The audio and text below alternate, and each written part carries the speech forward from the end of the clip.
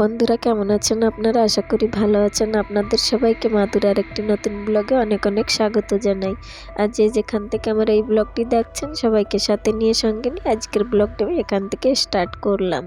আর এখনও বাজে হচ্ছে সকাল 7টা। তো আজকে সকাল 7টা থেকেই ব্লগটি আমি স্টার্ট করলাম। উঠেছি সকালে, অনেকেই সকালে বলতে পারেন, কিন্তু ব্লগটা শ্যুট করতে করতে 7টার থেকেই করলাম।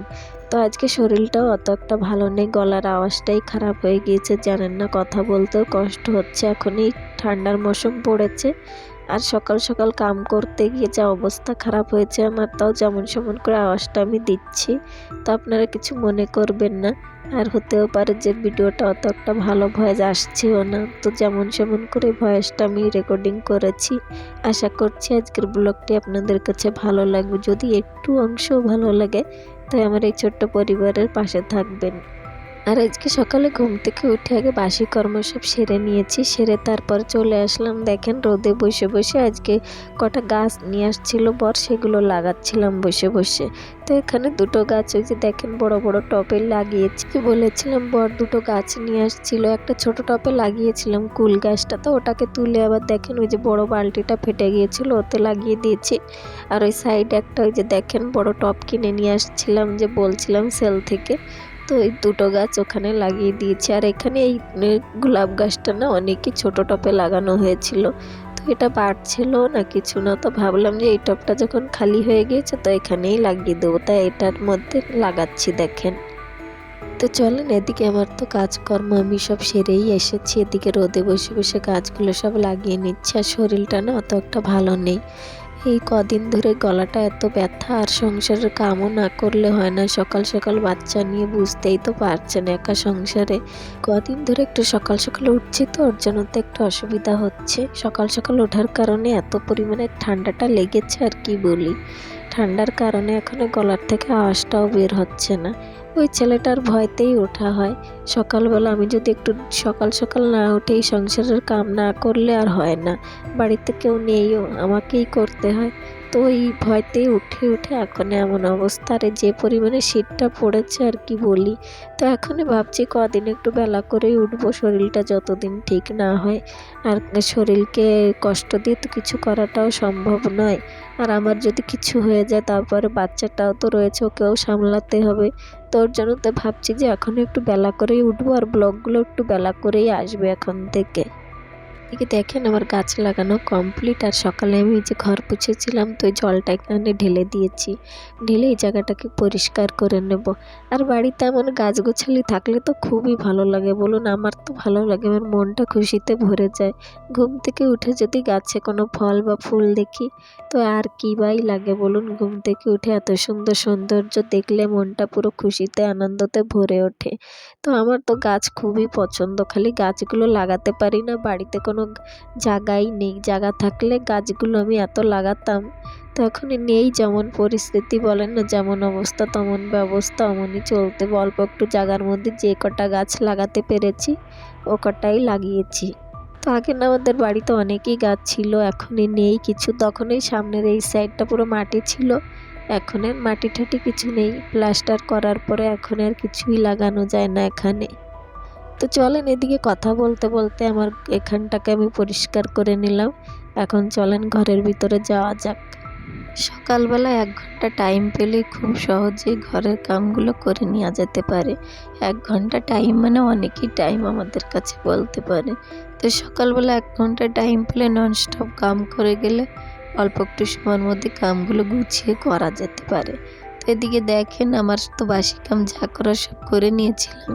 আর এদিকে জায়গাটাকেও দেখেন এমন করে গাছগুলো লাগিয়ে ভালো করে ধুয়ে দিয়েছি। তো চলেন এখনই যাব স্নানটা সেরে, তারপরে যাব রান্না করতে। আর চলে আসলাম এখানে, দেখেন স্নান করে একটু ফ্রেশ হয়ে নেব। এখানে দেখেন আমি এখানে ফ্রেশ হয়ে নিচ্ছি, আর ওই যে মিররে দেখা যাচ্ছে দেখেন আমার বর শুয়ে রয়েছে, ওরা এখনও উঠিনি। তো ওরা উঠতে উঠতেই আমার প্রতিদিন আমার সংসারের অর্ধেক কাম আমি সেরে ফেলি। তো ওই যে সকালবেলা ভোরে ভোরে উঠে একদম 9টা-10টার ভিতরে কামটা আমি কমপ্লিট করে ফেলতে চাই, কেন কি বাচ্চা ছোট, আর ওকে নিয়ে কিছু করাও যায় না, আর ওর বাবার কাছেও থাকতে থাকতে চায় না, ও যা থাকে আমার কাছেই থাকে। আর ভিডিওতে আপনারা দেখতেই পারবেন যে বাচ্চাটা আমার সাথেই থাকে। তো এখানে সিঁদুর পরে নিলাম। তো চলেন প্রত্যেক দিন আগেই ঘুম থেকে উঠে বাসি কাম সেরে তারপরে পুজোটা দিয়ে নিই, তারপরেই যাই রান্নাঘরে। কেন বলুন তো, আমাদের প্রায় টাইমটাই রান্নাঘরে কেটে যায়, আর রান্নাঘরে একবার ঢুকলে ওখান থেকে বের হতে হতে অনেকই সময় লাগে। কেন কি এই 2-3 পদে রান্না করতে অনেকই টাইম কেটে যায়। তো ওর জন্য তো সব দিন চেষ্টা করি যে বাসি কামের সাথে সাথে পুজোটাও দিয়ে তারপরে স্নান দান সেরেই রান্না করতে যাব। আর সকালবেলার দিকে তো একটু কামের চাপ সবার সংসারেই থাকতো। এখানে দেখেন পুজোটা আমি দিয়ে নিলাম, আর এখানে পুজোটা দিয়ে আমি গিয়েছিলাম বাইরে ধূপ দিতে। দেখেন গিয়ে দেখি শাক নিয়ে আসছি। তো শাকবালার কাছ থেকে এখানে 2 পদের শাক রেখেছি। দেখেন এক পদে লাল শাক রেখেছি আর এক পদে ধনে শাক রেখেছি। তো ধনে শাকটা আমি এমন করে জলে দেখেন ভিজিয়ে রাখি, আর অনেক দিনই চাই একটু জলে ভিজিয়ে সূর্যের আলোতে রেখে দেবেন, দেখবেন অনেক দিনই কেটে যাবে। তো সকালে রান্না বান্না বলতে গেলে আজকে দেখেন এখানে আমি হাঁড়িতে কলা সিদ্ধ দিয়েছি। আজকে কলার পরোটা করব তাই। তো এখানে কলাটাকে ভালো করে সিদ্ধ করে নিয়েছি। আর সকাল সকাল এই শীতের দিন পরোটা খেতে খুব ভালো লাগে। আর গরম গরম পরোটা, আর সাথে একটু দই, আর সাথে একটু ধনেপাতার চাটনি। এখন তো শীতের দিন, আর এখন ধনেপাতাটা খুব প্রচুর পরিমাণে পাওয়া যাবে। তো এখানে দেখেন ওই যে সকালবেলা ধনেপাতা রেখেছিলাম, ওটা দিয়ে চাটনি করব তাই ভাবছি। পরোটা গরম গরম পরোটার সাথে চাটনি খেতে ভালো লাগে, তাই ওর জন্য তো দেখেন এখানে কলাটার ভিতরে পেঁয়াজ, এখানে কাঁচা লঙ্কা, ধনেপাতা দিয়ে এখানে ভালো করে একটা মিক্সচার বানিয়ে নিয়েছি। ওটা এখন দেখেন এই যে পরোটার ভিতরে দিয়ে পরোটাকে বেলে নিচ্ছি। আর খেতে খুব টেস্ট হয়েছিল। আপনারাও বাড়ি তৈরি করে খেয়ে দেখবেন, কলার পরোটা খুব টেস্টি হয়। তো এই যে আমাদের ঘরে প্রায় টাইমই বানানো হয়। আর শীতের দিনের সকালবেলা একটু মাঝে মধ্যে পরোটা খেলে কিছুই অসুবিধা নেই। তো একটু দেখেন তেল দিয়েই ভাজা করছি, তেল দিয়ে একটু গরম গরম পরোটা ভেজে নিচ্ছি। আর এখনই আর হটকেচে রাখছি না, কেন পরোটা তো ওর জন্য তো হটকেচে রাখলে না জল জল হয়ে যাবে, নরম হয়ে পড়বে। তো ওর জন্য তো এরকম আগলা করেই রেখে দিচ্ছি। তো এখানে আমার বরকে দেখেন গরম পরোটা দিয়ে দিচ্ছি। আর যেহেতু দই তো নেই বাড়িতে, তো এখানে এই যে দেখেন ধনেপাতা টমেটো দিয়ে চাটনি করেছিলাম, তো সকালের ওটাই খাওয়া হয়েছে। আর এই যে সকালবেলার খাওয়া দাওয়া সেরে চলে আসলাম। এখানে দেখেন সেই সকালে রেখেছিলাম শাকটা, ওটা ভেজে নিচ্ছি। আর এই যে সেই লাল শাক, আর শাকটা এত জালি ছিল, খেতে ভালো লেগেছে। আর এদিকে শাক ভাজাটা তুলে রেখে ছেলের জন্য এখানে দেখেন খিচুড়ি করে দিচ্ছি।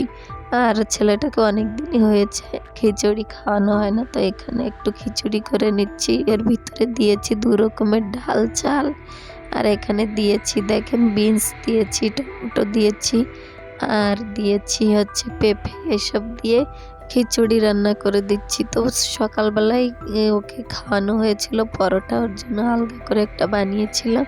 আর এই যে দুপুরে ওকে দেওয়া হবে খিচুড়ি। তো আমাদের কামের সংসারের আমাদের যা যাবতীয় কাম আছে, তাছাড়া ওরও আলাদা রুটিন আছে। বাচ্চা কাচ্চা থাকলে তো জানেনই, ওদেরকেও আলাদা আলাদা করে সব কিছুই করে দিতে হয়। তো এই যে এখানে করে নিয়েছি দেখেন খিচুড়িটা খুব টেস্ট হয়েছিল। তো এখানে খিচুড়িটা করছিলাম, আর ছেলেটা দেখেন পাশে বসে রয়েছে, ওকে নিয়েই আমার কাম করতে হয়। আর এখানে দেখেন ওই যে ডাল রান্না করছিলাম আমাদের জন্য, শাক ভাজা আর ডালই করবো আজকে। এটা হচ্ছে সোমবারের ব্লগ। তো আর ব্লগটা দিতে দিতেও একটু দেরি হয়ে গিয়েছে। বলেছিলাম আমার গলাটা খারাপ, এখনও ঠিক হয়নি, তো অনেক দিনই হচ্ছে ব্লগ দেওয়া হচ্ছে না। তো ভাবছি যে এখনে না দিলেও নয়, প্রতিদিন ব্লগ দিতে দিতে একটা অভ্যাস হয়ে গেছে, এখনে না দিলে কেমন একটা লাগে। তো যেমন আওয়াজ তেমনি দিচ্ছি, আপনারা কিছু মনে করবেন না। তো এদিকে দেখেন সকালবেলায় যে শাক রেখেছিলাম ওটা ভাজা করেছি, আর এখানে খালি টমেটো আর কাঁচা লঙ্কা দিয়ে টমেটো ডাল করছি। তো এখানে আমি মুসুরি ডালটাই করছি আজকে। তো এই টমেটো ডালটা এখানে হয়ে এসেছে, আর এদিকে আমার তো অভ্যাসটা জানেনই, একদিকে রান্না করব আর একদিকে সব পোছাপুছি করব।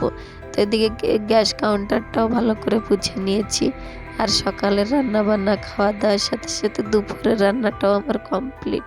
তো চলেন এখন রান্না বান্না তো আর কিছু নেই, তা কি রান্না করেছি ওটা আপনাদেরকে দেখাই। এখানে দুপুরে খাওয়া হবে দেখেন শাক ভাজা, আর এখানে ছেলেটার জন্য খিচুড়ি করেছিলাম। আর এই যে আমাদের জন্য ভাত, আর ওই যে তো ডাল রান্না করেছিলাম ওটা তো দেখিয়েছি। তো এই ছিল দুপুরের মেনুতে আজকে। কেমন কি হয়েছে আর ওগুলো বাসন-কোসন সব ধুয়ে নিয়ে আসবো। তো চলেন। তো গুড ইভিনিং বন্ধুরা, দুপুরের খাওয়া দাওয়ার পরে আবার চলে আসলাম। দেখেন এখনই হয়েছে 4টে, বিকাল 4টে। তো এখনও আবার সেই সংসারের কাম কাজ। তো দুপুরের খাওয়া দাওয়ার পরে একটু রেস্ট, চলে এলাম আবার দেখেন সংসারের কাম কাজ নিয়ে।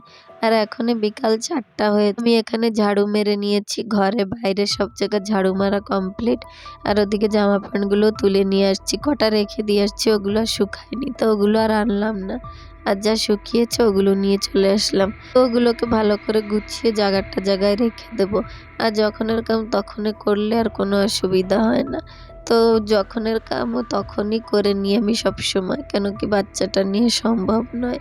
তো ওর জন্য তো দেখেন সংসারের কাম কাজগুলো যখনেরটা তখনই সেরে ফেলি। এখানে দেখেন ছেলেটা শুয়ে রয়েছে, যাবো যাই গাছগুলোতে জল দিয়ে দেবো। আর সকালের টাইম জল না দিলেও চলে, বিকালে একটু না দিলে হয় না, কেন কি সকালে একটু ঠান্ডাতে কুয়াশা কুয়াশা পড়ে, আর বিকালে রোদ যা ওঠে তাতে গাছগুলো সব শুকিয়ে যায়। তো সকালের টাইমটা অত একটা দেওয়া হয় না, যা দিই বিকালের টাইমে দিই, রাত সারা ভিজা থাকে আর সকাল টাইমটাও ভিজা থাকে। তো চলেন, এদিকে আমার জামা প্যান্ট তো আমি যা হাতে উঠিয়েছিলাম আরগুলো যে দেখেন বাইরে রয়েছে, ওগুলো শুকায়নি। তো আজকের ব্লগটা আমি এখানেই রাখলাম। কেমন লেগেছে বলবেন কমেন্ট করে, আশা করছি ভালো লেগেছে। তো সবাই ভালো থাকেন, সুস্থ থাকেন, দেখা হচ্ছে আমার আরেকটি নতুন